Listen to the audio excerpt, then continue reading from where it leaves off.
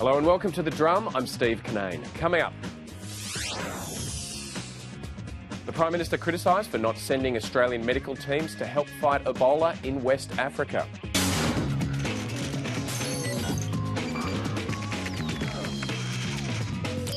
Muslim and civil liberties groups urge the federal government to delay passing its latest anti-terror law. And the shirt front stoush takes another turn. The Russian PM tells Tony Abbott to tone it down.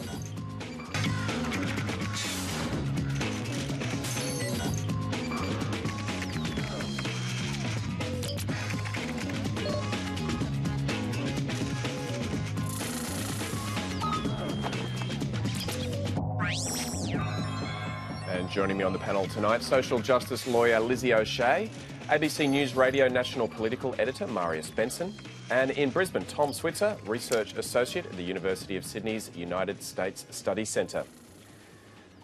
And you can join us on Twitter using the hashtag #TheDrum. Well, authorities in the US are racing to track down more than 100 passengers who shared a flight with a second healthcare worker who was tested positive for Ebola. Back home, the opposition is criticising the government for not sending Australian medical teams to help fight the outbreak of the virus in West Africa. Mike Clay reports. In theory, Ebola is relatively simple to control. But theory and practice clash in West Africa, where superstition and ignorance are compounded by poverty. In the developed world, perfect safety protocols rest on all-too-human operators. A second US nurse has now tested positive for the disease in Texas. Amber Vinson took a commercial flight before she later developed symptoms. She should not have traveled on a commercial airline. As soon as somebody is diagnosed with Ebola, we want a rapid response team, a SWAT team, essentially from the CDC, to be on the ground. Almost 4,500 people have died during the current outbreak. There is no vaccine, no cure, and almost 70% of cases result in death. By December, the WHO expects to see 10,000 new cases every week. I don't think it's the time to put our heads in the sand and suggest that Australia should shut its doors and just pretend the problem's a West African problem. Ebola is less contagious than many viruses. Each infected person will likely infect just 2 others on average. By contrast, HIV is twice as contagious, while measles is more than 4 times that again.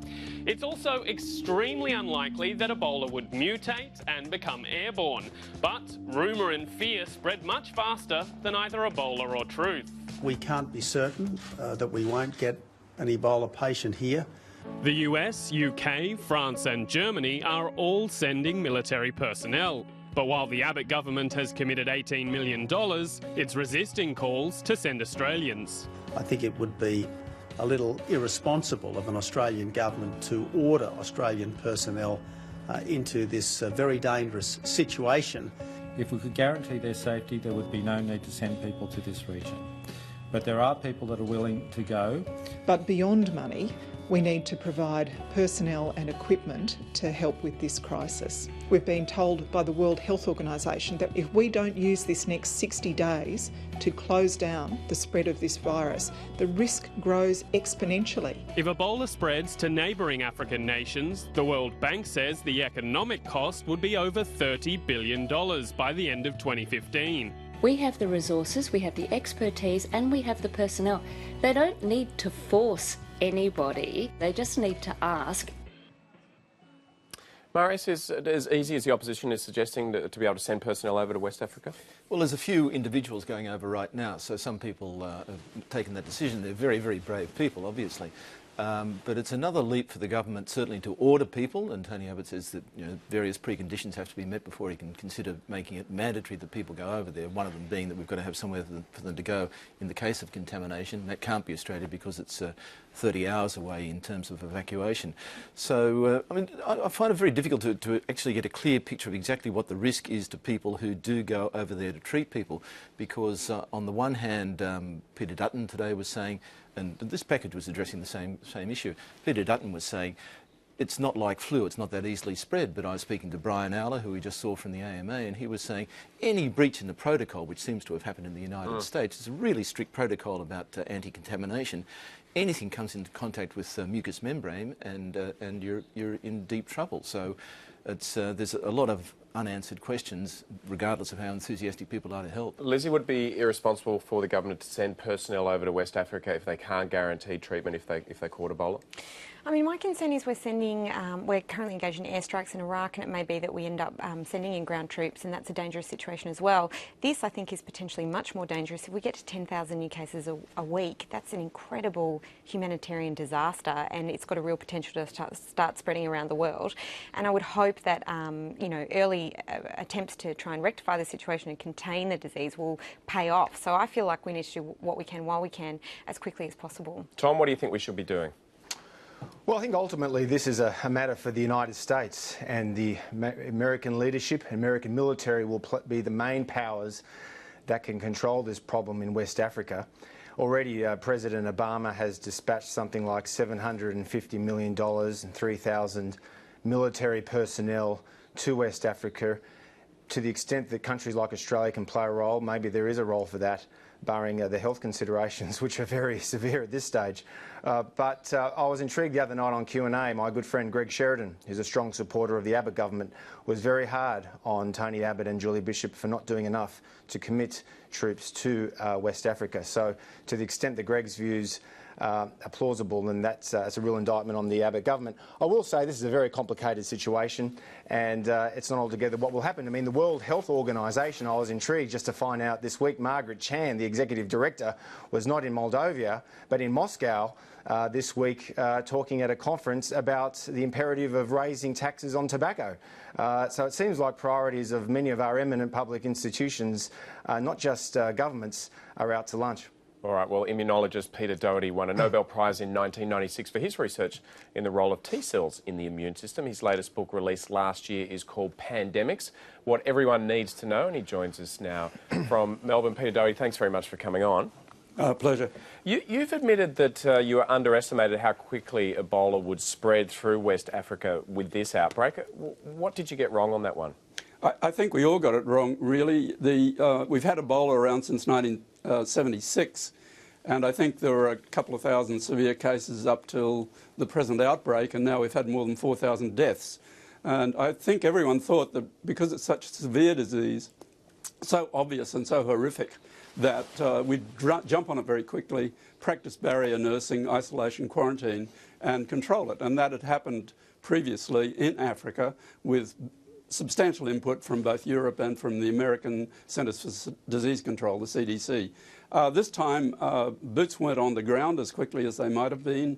The virus got away, and as was mentioned earlier in the program, the social infrastructure, poverty, information and so forth was distinctly lacking. And as a result, the thing has continued to spread. And there is a sense of crisis in the US at the moment. The President has cancelled his travel plans to oversee the response to those revelations that a second nurse in Dallas has tested positive to Ebola. How great a crisis is this for the US? I think to some extent that's a political crisis. It shouldn't have happened that we got an index case in Dallas and then 2 nurses infected. Where the flaws were, we know that information wasn't properly passed on from the nurse who took the initial history to the doctors, and then it seems that we didn't have a federal presence there quickly to oversee what was going on in that hospital. That's all changed, and now the CDC is fully energised. You know, the Americans have the United States Public Health Service, which is federal, extremely well organised, a uniform corps that responds to these types of things. The case of her flying on a plane, it's very unlikely that you would get significant spread, but it's possible. And yeah, sorry to interrupt. How much of a crisis, though, for those West African nations? Horrific crisis for the West African nations because it's continuing to spread. It's not slowing. It's been accelerating since March of this year. And there are all sorts of factors there, such as patients leaving hospital, being hidden away. And when you say it's not that infectious, there's one case at least of an alternative medicine practitioner who died and infected because the practice of touching the body exists in the particular community, infected 33 people. So with contact, it can be extremely infectious. Professor, how urgently do people have to act? Because we've had this debate between we want to ensure that things are safe for the people who go in to help, but action is needed within the next 60 days. Are the next 60 days particularly critical, or is there a long-term war on now? I think there's a substantial long-term battle on. Of course, the sooner we can react and react with real strength, the better. I think Doctors Without Borders was asking for more medical personnel. They've been fantastic. They're a charity, and they've really taken the heavy lifting with this. It shouldn't have been left to them and to the missionary activities. There should have been much greater involvement of governments from elsewhere and so forth much more quickly. And I disagree a little bit with Tom Switzer. I mean, it's great the US is so involved, but why does everything still fall on the United States? There are many other wealthy countries now in the world, and wealth has moved. And we need something more like a global response to these things. I think we can learn a lot from this outbreak and organise ourselves a lot better. It's also a fact that we could have had a vaccine and probably could have had drugs if we'd had the mechanisms for getting those, or the funding for getting those products through, because they've been under development for some time. Peter, in fact, sorry, Tom, go. Yeah, Professor Tom Switzer from Brisbane. The US Centres for Prevention and Disease Control put out a model that said that by mid-2015, so mid-next year, the number of people affected will rise to something like 1.5 million people. Do you think that's true? Well, we hope not, Tom. But of course, that's their projection, presumably, on what's happening at the moment. And it certainly is an extremely dangerous situation. And of course, as we both realise, that will have enormous economic effects. It's not just humanitarian; it's also economic.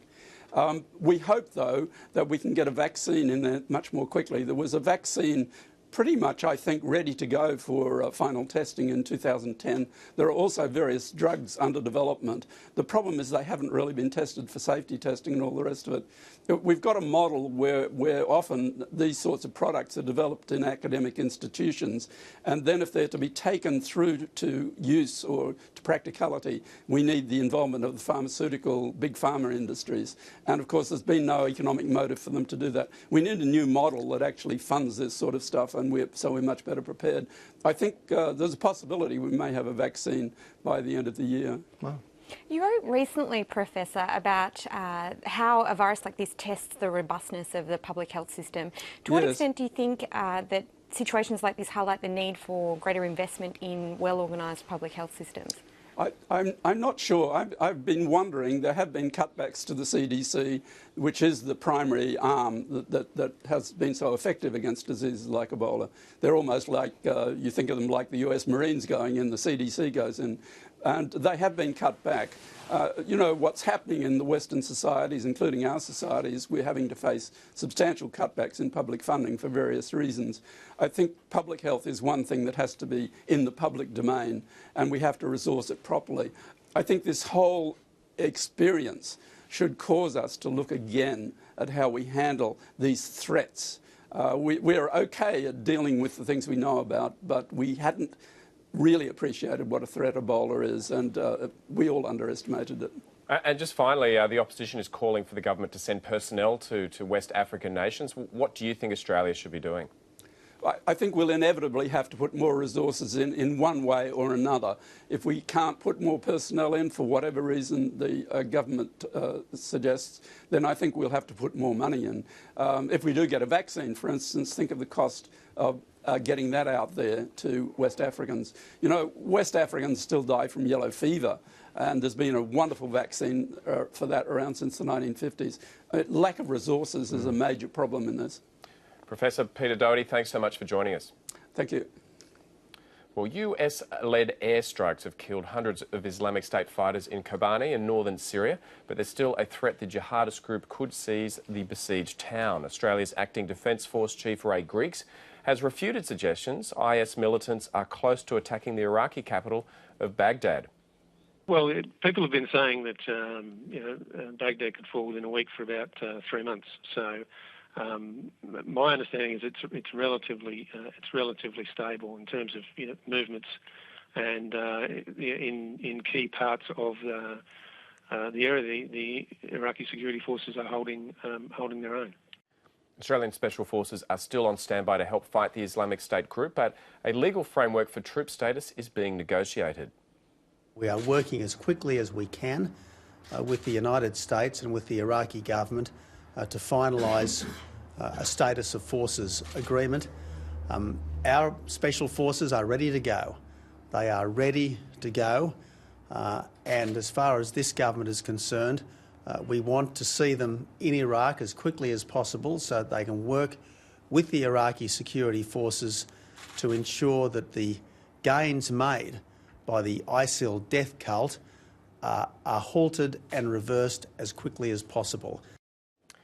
Tom, have you seen anything so far in this operation that's made you rethink your position that the strikes against ISIS were a bad move? Oh, not at all, Stephen, unfortunately. I think the military campaign that President Obama has conducted since September 11 has merely reaffirmed that potent Sunni narrative since the demise of Saddam Hussein's regime that Washington and the West are in cahoots with the Shia regime in Baghdad and indeed the Shia militia. Look, this problem in Iraq and indeed Syria is ultimately a civil war between the Sunni and the Shia. The Islamic State, which is directly linked to the Sunni insurgency from 2003 onwards, is Sunni. And the reason why the Islamic State has made significant inroads in northwest Iraq and southeast Syria, towns like Mosul and Raqqa, is because these towns are predominantly Sunni. And the Sunni in these towns are more afraid of the Shia government and the Shia militia down south or their affiliates in Damascus than they are of the Sunni militia. And this is ultimately the problem, and I think much of the analysis has failed to catch on to this significant point. It's a Sunni-Shia morass, and unfortunately the airstrikes, although they're well-meaning, they're well-intended, is making a bad situation worse. Tom, what about those suggestions that IS militants were close to attacking Baghdad? What did you make of those comments? No, I think that's a dramatic overstatement. You have to remember that Baghdad is where the Shia government is based. Baghdad these days is predominantly a Shia environment, just like much of the south of Iraq, and the Shia have more to play for. They will fight tooth and nail to fight against any Sunni militia group that encroaches on their territory. If worse comes to worse and the Shia are no match for the Sunni militia, which is not inconceivable, but I think it's highly unlikely, then I think that would merely mean that the Iranian government in Tehran would use firepower to reverse any Sunni takeover of Baghdad. So I think all this talk about Baghdad being at danger of succumbing to ISIS is really overstated. Marius, what are your thoughts? Well, just following that up, Tom, where does that leave the current action and the anticipated action by the West, and particularly by Australia? Because I was listening to another US military assessment of the aerial campaign at the moment, and they were saying they'd achieved white spaces, which is a new phrase to me. I presume these are areas where the black flag of IS is not flying, but that's what they've achieved. What do you think is being achieved by the aerial campaign at the moment, and what's going to happen when the troops that are ready to go in, the Australian troops that are ready to go in, simply a couple of hundred to advise and advise essentially, what difference is that going to make? Well, Marius, I think the airstrikes have merely led to unintended consequences of cementing artificial bonds among the various Sunni groups. A lot of Sunnis in northwest Iraq and southeast Syria do not like ISIS or IS. They don't like them. They're brutal. They're death cults. They take their faith to an extreme, to put it mildly. But they tolerate them because they're Sunni and they're more worried about the Shia in the south. That's the first point. But look, I've been a sceptic of this enterprise from the outset, and I think what's lacking is two fundamental things, Marius. One is a failure to have a settlement on the ground where the Sunni are integrated into the government. Yes, we've seen Maliki go down, but there is no inclusive government in Baghdad. The Sunni do not feel like they are represented, and that's generally been the case since 2003. Remember, up until 2003, the Sunni had been running the show in Iraq for generations, going back to the Ottoman Empire. Suddenly, with the demise of Saddam, they've been the political losers, and they don't accept the Shia as the winners, and that will remain the case for some time.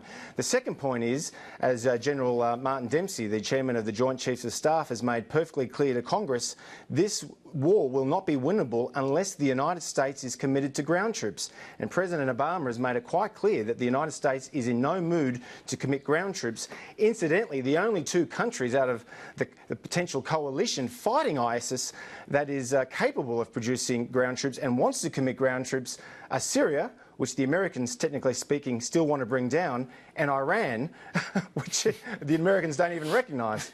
All right, Lizzie, I wanted to come to you on the anti-terror laws, which are due before Parliament very soon. You've signed this open letter with civil liberties groups, human rights lawyers, Muslim groups, calling for the Attorney-General to delay passing the latest anti-terror law. What's this about? So this is the second tranche of reforms to national security laws, and it introduces a whole new range of measures which are quite alarming.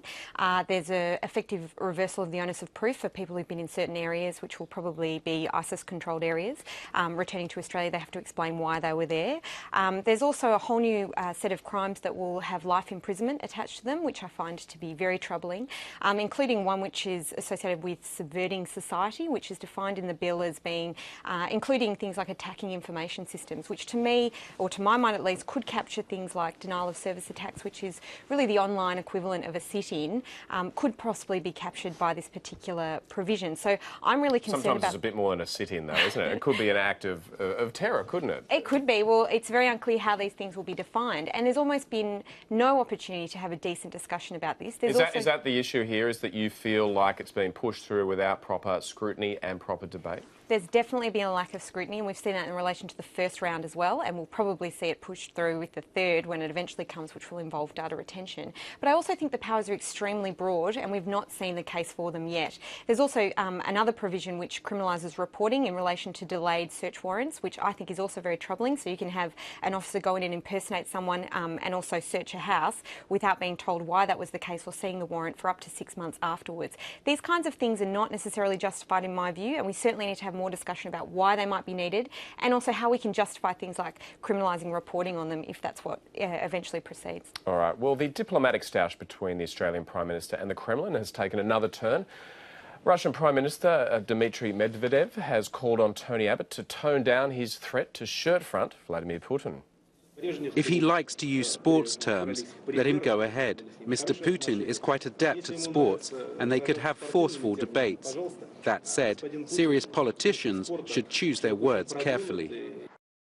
Now, Tom, overnight the Kremlin said the Russian president was unlikely to seek bilateral talks with Tony Abbott when he's out here for the G20, following the shirt-fronting comments. What do you think of the way Tony Abbott has handled this issue this week?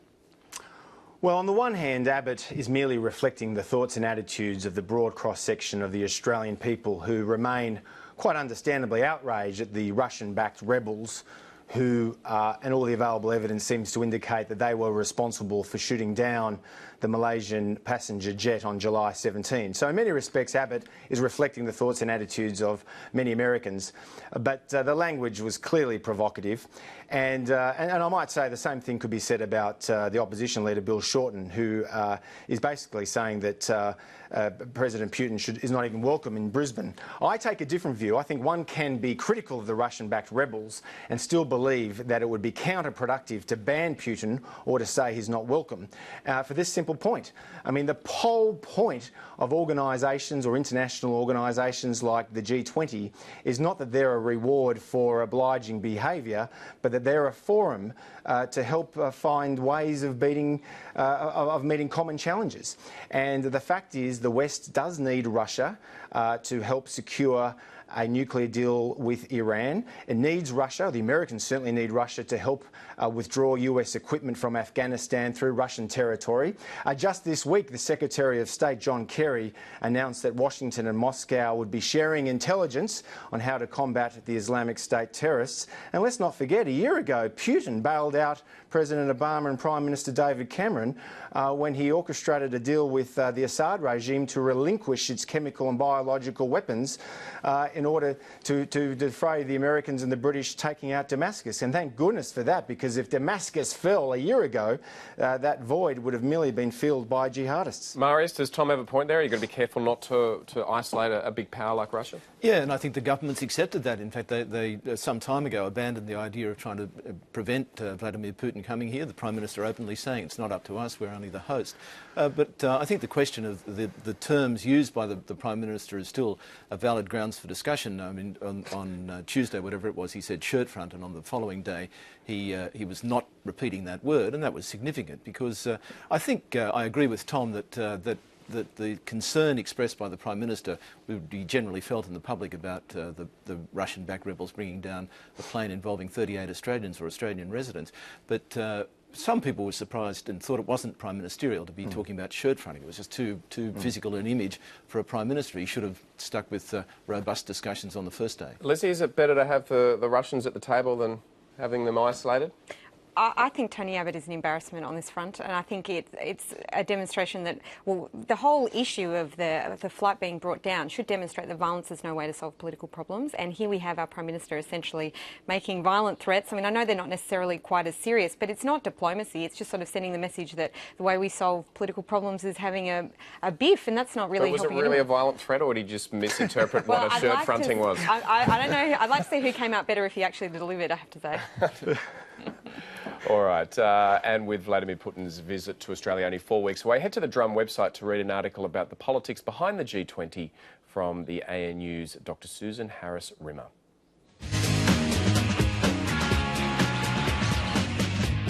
An asylum seeker family has vowed to fight a federal circuit court ruling that their Australian-born son is an unauthorised maritime arrival. A judge has ruled that baby Firouz was not entitled to apply for a protection visa after being born prematurely in Brisbane's Mater Hospital in November last year. Now, Lizzie, Morris Blackburn, the law firm that you work for, was running this case. So where is this case at now? Presumably there will be some form of appeal? That's right. We filed an appeal, and we want that appeal to run its course, and we want it to be finally considered wherever it ends up. It may well end up in the High Court. What we're actually concerned about is that there's since been a bill put forward by the government which will change the goalposts. It's trying to change the rules and essentially say that all babies born in immigration detention to an unauthorised maritime arrival will themselves be unauthorised maritime arrivals. And we're pretty unhappy about that, and that will essentially neutralise this particular legal challenge. We think that this has a good argument that needs to be heard by a judge and resolved. We're not particularly appreciative of a legislative reform designed to stop that happening. So we're hoping that crossbenchers will prevent that from going through. Now, this case has an important precedent, doesn't it? Because it could apply to over 100 asylum seekers born in Australia. That's right. We have 100 baby clients, about that many, who were born in Australia to parents who might be stateless or who have come by sea. And what the government says is essentially that they also arrived in Australia by sea, which is, as our counsel described it, a violence to the English language, in fact. We say that they didn't arrive by sea, that they should in fact be entitled to apply for a visa and also apply for citizenship. Baby Firouz has also applied for citizenship. That application's been sitting dormant for 12 months. We don't know why, and we'd like to see it progressed. We'll hear more about that case, no doubt. We've run out of time. That is all for The Drum for today. Thanks very much to our panel, Lizzie O'Shea, Marius Benson and Tom Switzer in Brisbane.